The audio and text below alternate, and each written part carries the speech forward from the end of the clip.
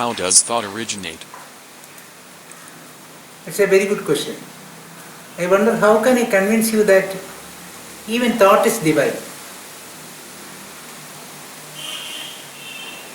Thought cannot be different from divinity. Thought is both a possibility and a limitation. It is both klipta and vyapta. Klipta means limitation and vyapta means scope or possibility. Kevadya Upanishad is also speaking about origination of thought. Beyond that, the question is, who is making you think or what makes you think?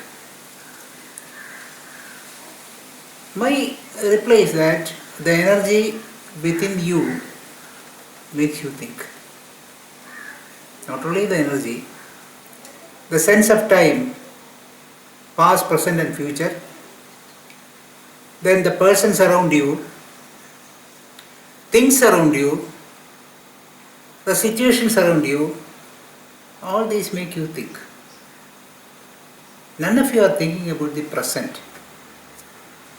You are thinking about either the past or the future.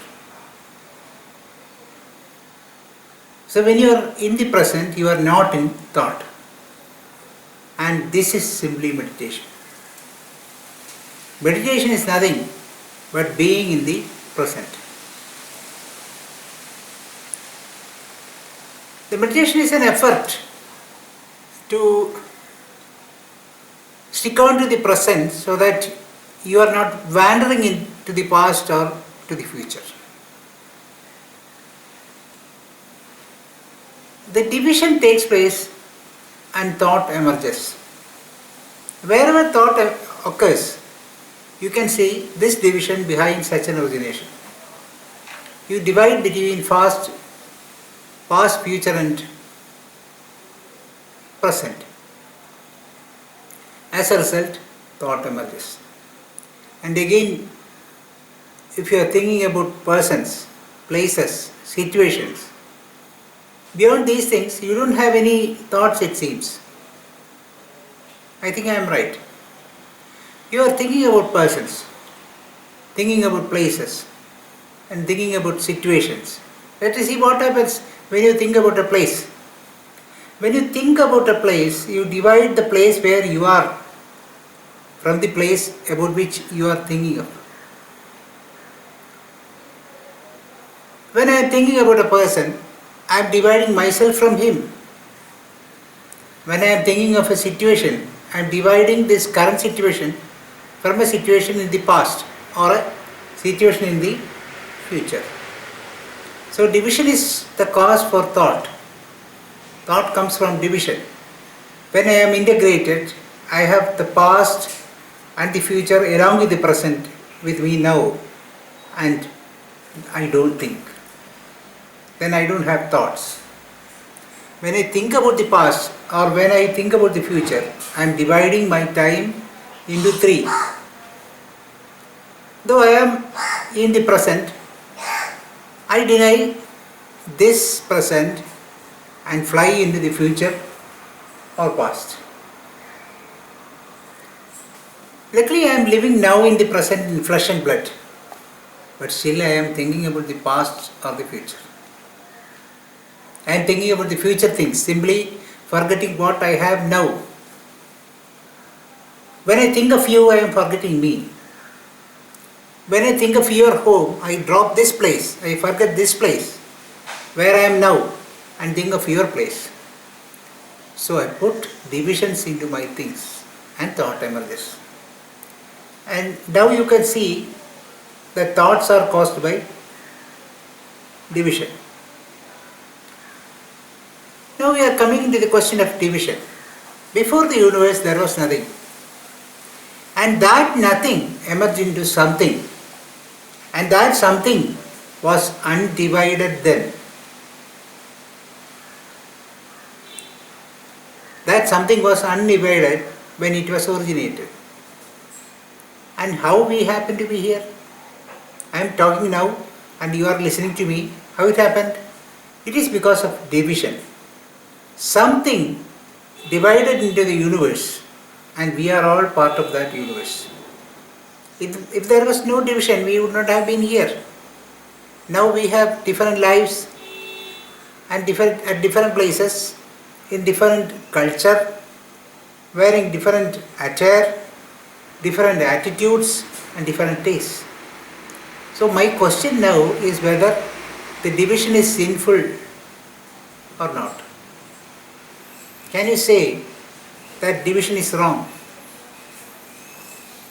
No. Division is so natural. Hence, the thought is also natural. As I told you at the outset, you have to be beyond the nature as yogis. Yoga aims at being beyond the nature. Prakriti Jaya. So if you want to control the nature and you don't want the nature to control you, you should be above the nature. Then you have to be above the division also. We get a formula. Thought is equal to division is equal to nature. So if you want to be above nature, you have to be above thoughts and above division. Then you are one and not different.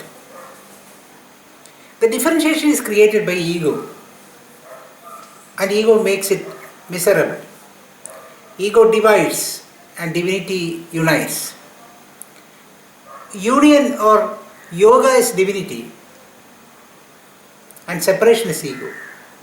I can tell you an example. I am the host here, you are all my guests. When I think I should make your stay comfortable, it is the ego in me make me think like that. I am egoistic when I think that I should receive you, treat you properly, I should converse with you, I should answer your queries, etc. All these come due to ego. Ego has to be made functional, as you know.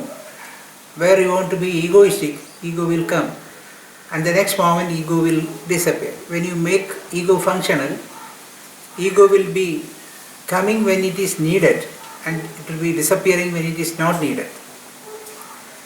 Ego will be constituted and ego will be abolished. That becomes a natural process.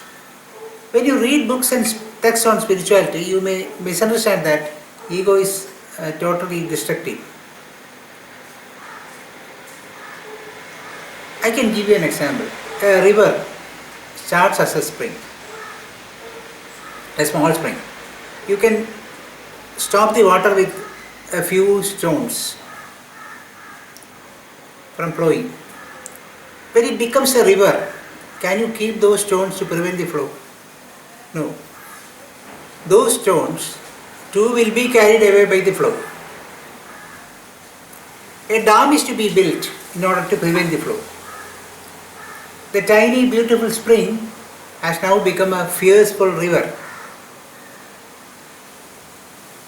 In floods it can even carry away your cities. Ego is just like that. It has a very humble beginning. As a child you are having a humble beginning of ego, but ends as a monstrous thing. Like the flooded river washing away the cities, the monstrous ego can kill the entire world. The entire world can be destroyed by one's ego. But it was very small in the beginning. Ego naturally has such a monstrous growth. But it is one's duty to prevent that monstrous growth. Flow of river is essential. Water is essential. Only thing unwanted is flood. That is destruction. Use it for construction. Use your ego for construction. Use your thoughts for construction and not for destruction. That is what I have got to say.